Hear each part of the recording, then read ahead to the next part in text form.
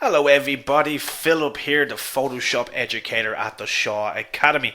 A big welcome to all of my Photoshop students checking out this bonus lesson, and for anyone else who just wanted to have a little bit of a gawk. Now folks, today we're going to talk about 5 different tips for using your Photoshop adjustments, okay? Now in our previous lessons we've already looked at destructive and non-destructive adjustments, but there's a few things you need to kind of consider as we're going forward with all of our editing and enhancing when it comes to our own images themselves. So the first thing I want to note to yourselves, folks, is what are you editing? Are you coming in and are you trying to enhance the tonal range, meaning the black and white of an image? Or are we trying to enhance the color? Now you could possibly be doing both, so what do you start with? Now obviously folks, if we were to very quickly just add on our levels, and I'll also add on our vibrance here. So we've 2 adjustment layers, our vibrance and our levels. Now our levels will affect the tonal range. So do I affect the tonal range first to get that nice contrast? Or do I come in and do I affect my vibrance? So I know what color I'm working with. My saturation, so I know what colors I'm working at before I come in and start playing around with my actual shadows. Now, folks, really it is to your own preference. What I would say is always start off and adjust your brightness and contrast. Come in and find the shadows that you want to play with. Get the correct brightness to your image that you want to work with, and then move on to your color adjustments. That is what I would recommend from myself. So that's my first tip to all of you, to kind of take note on what you wanted to play around with, folks. Was it going to be the brightness and the contrast, or was it going to be the color? So I would go with our tonal range before we go with our colors, okay? Folks, I also wanted to kind of note very quickly with any of the adjustments that you use, that you know how to preview the adjustments that you've made.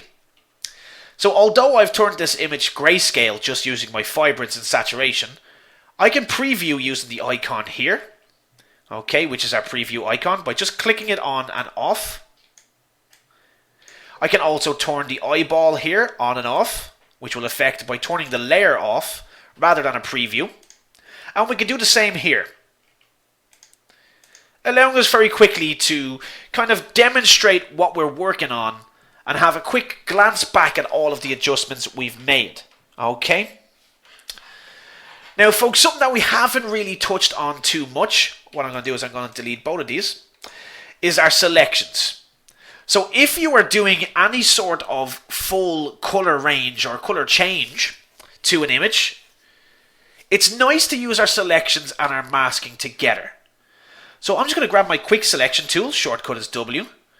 I'm going to come in here and I'm going to select this leg, and possibly the yellow tones down here, like so.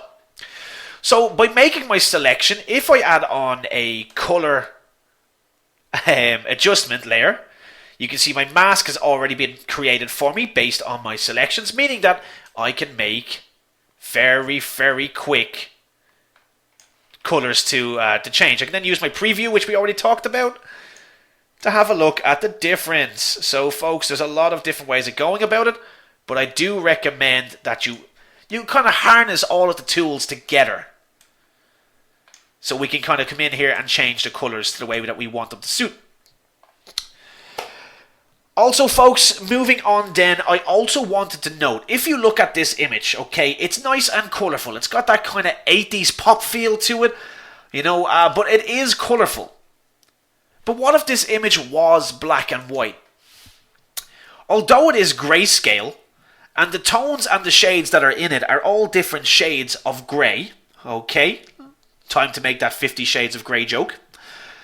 We have to also understand that there actually is colour built into this, whether we got the image as black and white, whether we took the image in black and white, or whether we converted it to black and white. There actually is colour built into this image. So we can use our adjustments to actually change the colours. So I know myself that we have a lot of blue in this image, or cyan, based around her top. So if I change this color, I can actually affect the cyan in the image. So let's do that by default again, folks. This is about where we're at. If I want to make this darker, I can do so. If I want to make it brighter, I can do so. Completely affecting the image itself, even though it's black and white, and we are adjusting the colours in the image. So there isn't much red other than her lips and her nails, but this will affect skin tone. So do be careful when you're affecting these colours that you know are actually built into the skin itself. Her tights are yellow, so we can once again make her look like she's the white Power Ranger. Or we can make these a little bit darker, making our images a lot more dynamic. So there's our preview, folks, so we can kind of see exactly what we've changed so far. So keep in mind that all of your black and white images, as black and white as they are, do have, in theory, and if you think about it, are made up of colours, or the colour spectrum, whether you can see them or not. Okay? Now, lastly, folks, when it comes to enhancing or editing our images, it is always nice to kind of work on what we realistically see. So, I've shown you this image before in one of my lessons, but if we use our grey point slider here on levels, it also comes on our curves. Okay? We can actually set this image back to the way we would like it to be, realistically what we possibly saw with our eyes and not our camera, by trying to find a decent grey point. This works like a grey card for all of you photographers out there. But if you find a nice grey tone or a nice dullish tone in here, it is possible to colour correct our images very, very quickly. So folks, that actually is 5 very quick tips. Feel free to watch this lesson as many times as you want to really harness with them.